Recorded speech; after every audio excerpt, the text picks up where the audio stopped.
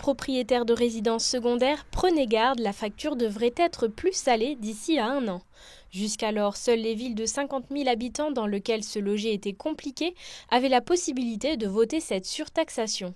Depuis août 2023, 2263 autres communes se sont ajoutées au niveau national, des municipalités qui avaient jusqu'au 1er octobre pour voter ce nouvel outil fiscal. À Cluses, les élus ont décidé à la quasi-unanimité de majorer cette fameuse taxe d'habitation sur les résidences secondaires. Alors en termes de chiffres, effectivement, ça va être impacté sur à peu près 500 logements pour un montant total, puisque la taxe n'est montée qu'à 30%, de environ 63 000 euros. Mais cette taxe-là, elle nous permet surtout de rendre incitatif la réhabilitation des logements, voire pour les louer, comme pour les logements vacants, effectivement, puisque l'objectif de tout ça, c'est de pouvoir accueillir des habitants sans forcément construire des logements et des bâtiments neufs. Les régions montagneuses et balnéaires sont les principales zones concernées par cette problématique de lit froid, un phénomène qui impacte le nombre de logements disponibles sur le marché, mais plus généralement toute l'économie locale.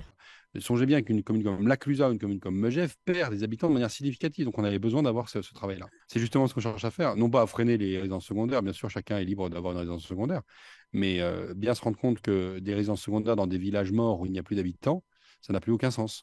Donc, chasser la population locale qui va aller habiter ailleurs parce qu'elle n'a plus les moyens de se loger, c'est criminel, hein, disons-le, pour la vie économique d'un territoire, pour la vie tout court d'une commune.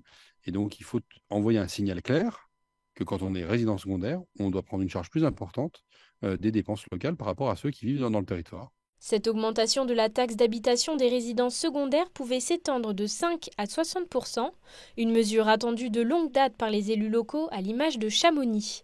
Avec plus de 2 tiers des logements qui sont des résidences secondaires, représentant un total de 10 000 logements, la mairie a voté une majoration de la THRS de 50%.